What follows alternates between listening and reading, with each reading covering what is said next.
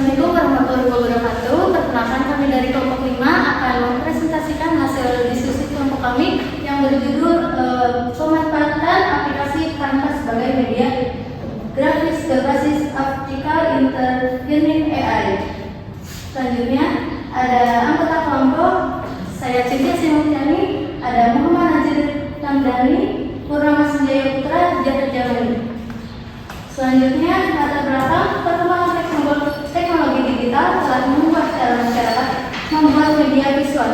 Saat ini, aplikasi Canva menjadi salah satu platform desain grafis yang banyak digunakan karena menyediakan berbagai template siap pakai dan fitur berbasis optical intervening AI.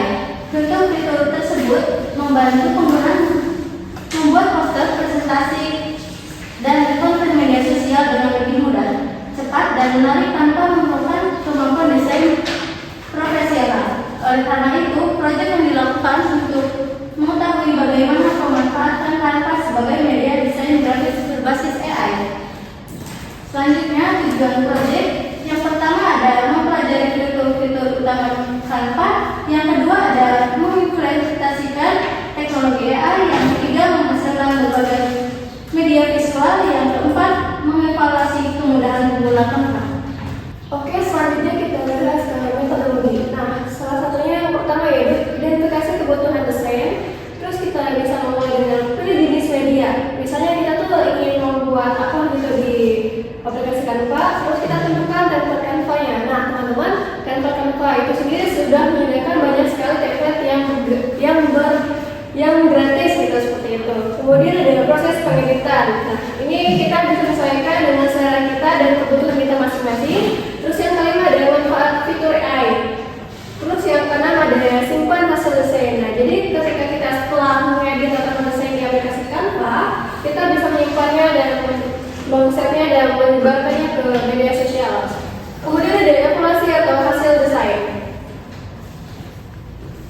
Nah, berikut adalah dua contoh hasil yang kami peroleh menggunakan aplikasi Canva berbasis AI, yaitu yang pertama ada poster, yang kedua ada infografis. Teman-teman bisa lihat di layar seperti itu.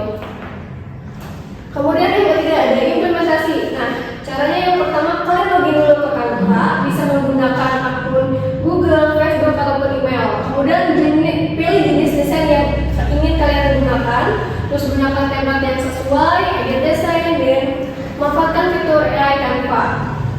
Kemudian selesaikan periksa desain dan kemudian ekspor, seperti itu. Demikian yang dapat saya sampaikan untuk bagian implementasi. Saya selanjutnya akan dibahas oleh rekan saya yang bernama Saudara Nadira Landani. Dipersilakan.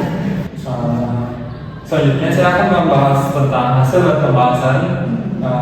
Jadi ini adalah hasil proyek menunjukkan bahwa Canva mampu menghasilkan berbagai media visual dengan waktu pengerjaan yang relatif singkat dan kualitas yang menarik. Ini ada contoh hasil media visualnya, ada contoh poster, presentasi, infografis, dan edit Instagram.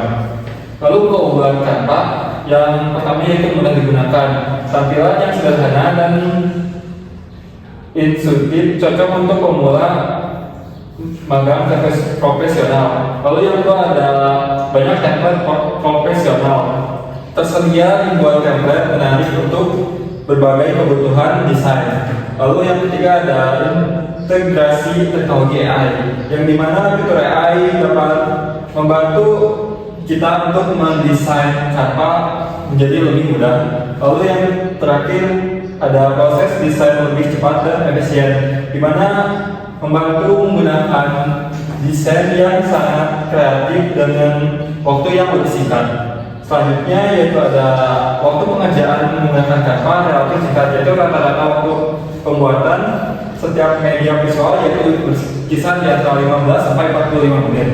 Lalu kesimpulan dan hasil, Canva terbukti efektif dan efisien dalam menghasilkan berbagai media visual dengan kualitas menarik dalam waktu yang singkat. Lalu keterbatasannya yaitu yang pertama adalah fitur terbaik tersedia di Canva Pro, di mana kita harus berlangganan setiap bulannya.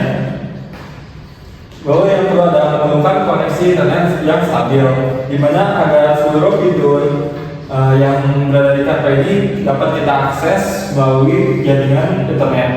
Lalu yang ketiga ada keterbatasan pada versi gratis, yang dimana kebanyakan di template atau desain yang di Canva itu diwajibkan untuk kita langganan atau berlangganan ke versi pro-nya. Mungkin sekian presentasi dari saya. Terima kasih. Selanjutnya adalah rekomendasi. Untuk pengembangan selanjutnya, berikut beberapa rekomendasi agar penggunaan Canva semakin optimal dan menghasilkan desain yang lebih baik.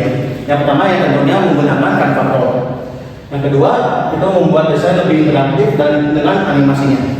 Lalu ada interaksi Canva dengan platform lain seperti Google Drive maupun PowerPoint. Lalu ada fitur AI yang terbaru. Terus yang terakhir ada tingkatan kualitas dan kreativitas desain. Nah, selanjutnya kesimpulan. Nah, berdasarkan riset proyek dapat disimpulkan bahwa Canva merupakan aplikasi desain grafis yang efektif dan mudah digunakan di berbagai pekerjaan. Nah, pertama itu Canva terbukti efektif karena mudah digunakan, lalu ada banyak template profesional. Nah, serta penyimpanan kerja berbasis Word dan banyak juga AI. Nah, menghasilkan berbagai media visual seperti poster, presentasi, infografis maupun feed Instagram.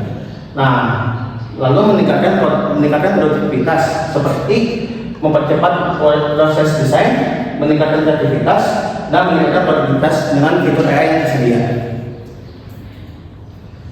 Sekian mungkin dari kelompok 5. Wassalamualaikum warahmatullahi wabarakatuh.